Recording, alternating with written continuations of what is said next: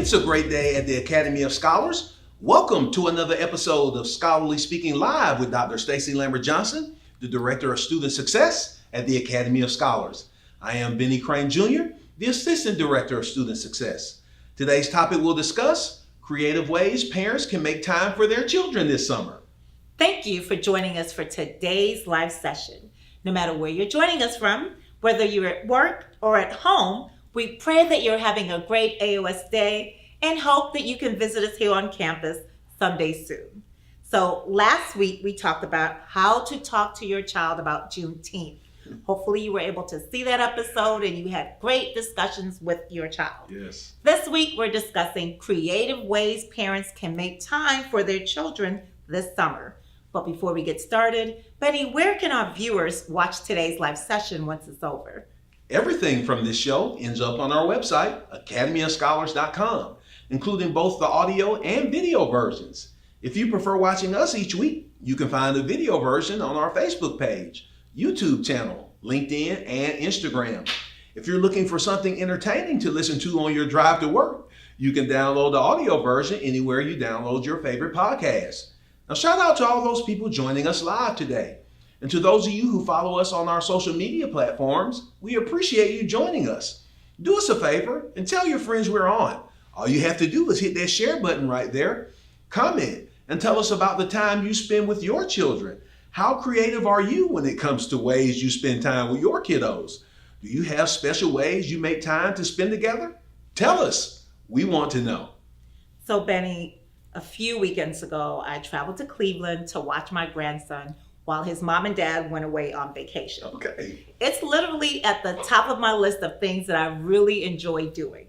Now, prior to going though, I tried to plan out how our time together was going to look because his mom does such an amazing job of keeping him engaged that I wanted to make sure that, I was doing the same thing. Okay. So what did I do? All right. Well, I Googled. I started Googling and reading information on what I can do with my 4-year-old this summer, which of course gave me tips to share for today's Scholarly Speaking Live. So that's what we're doing. All right. Creative ways parents can make time for their kids this summer.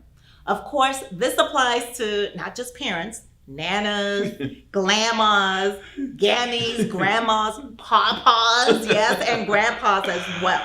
Hey, Stacy, what to do with your kids in the summer is a big decision. Whether people are willing to admit it or not, school is daycare. The best daycare. The best. Our kids get to hang with their friends. They're learning. They get fed. They go to recess. That's right. Kids love summer break, but aside from the academic demands and the waking up early, I believe they love school too. Yes, right? do. And in the summer, all the stuff that school is responsible for is on us as parents. Yeah. So figuring out something that will engage them the same way that school does is a tall task. And many times the price tag is hefty trying to do it. So true. Now, the first recommendation is for parents to be fully present. Yes. Unplug from electronic devices and give your children your undivided attention and actually participate in the activities that you're doing with them. Do a coloring activity with them. Play a card game or a board game with them. Something I frequently do with my grandson is role play with him and his Spider-Man action figures. Yeah. He gets dressed up like Spider-Man and he has his little web gloves and his mask, a full costume. And I'm usually the bad guy that he's trying to catch, okay? Wow. Now, what about you, Benny? I know your kids are older. What kind of things do you guys do indoors? Wow. Well, one of our favorite things to do is play a game called Sardines. Okay. Now, this is like playing hide and seek with a twist. With sardines, one person is hiding somewhere in the house and everyone else has to find them. The difference is when you find the person hiding, you hide with them until the last person finds everybody. Wow. Now, I always feel at a disadvantage because I have to find a place in the house big enough for me and 2 other people. But it's always fun. The last time we played, my son was hiding for 20 minutes before any of us found him. Wow. And let me tell you, 20 minutes is an eternity when you're looking for somebody in the house. Wow. Turns out he had squeezed behind the standing mirror in my bedroom. I had walked past him 15 times before I found him, and then I couldn't even fit in there with it. Sardines. That sounds like a lot of fun. I'm going to try that. Yes. Now, another creative way to make time for children this summer is to steal the small moments. Spending quality time with your child isn't about hours and hours of fun. It can be those stolen moments right before bedtime or en route to an event or to the doctor's office. Those precious 5, 10, or 15 minutes where you can do something fun or silly with your child.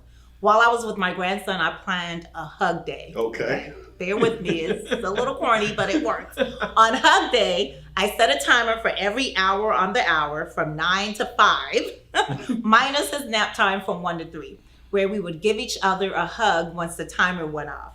Now, granted, he's only 4, so that wasn't seen as corny. But I imagine if he was older, we could change it up to maybe a high five time or a quick check-in time, or maybe, every 2 hours instead of every hour. Oh, that's a great idea. Now, using opportunities like walking to the mailbox could be a great opportunity too. You can ask your kid while walking there, what would be the best surprise to find inside? Like $1 million, right?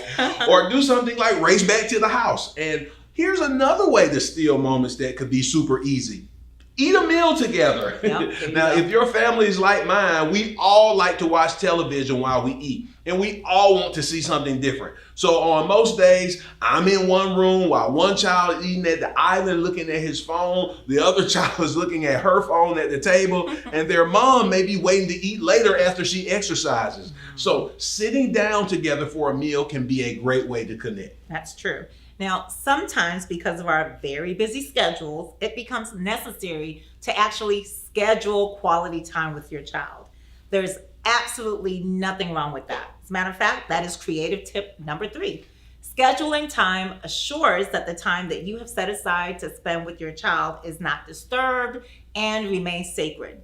Sending the message that quality time with your child is just as important to you as scheduled meetings and appointments. Now, during this scheduled time, you can take turns with your child choosing what to do.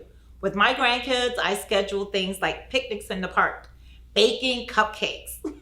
They schedule things like playing football, of course, all boy things, basketball or soccer or balloon water fights. That was my favorite. I also penciled in our appointments on a calendar that was placed on the refrigerator. Oh, she's the Nana of the Year. I love that. I love that. And scheduling makes it real. So make sure you honor your commitment by not scheduling anything else during this time. That's true.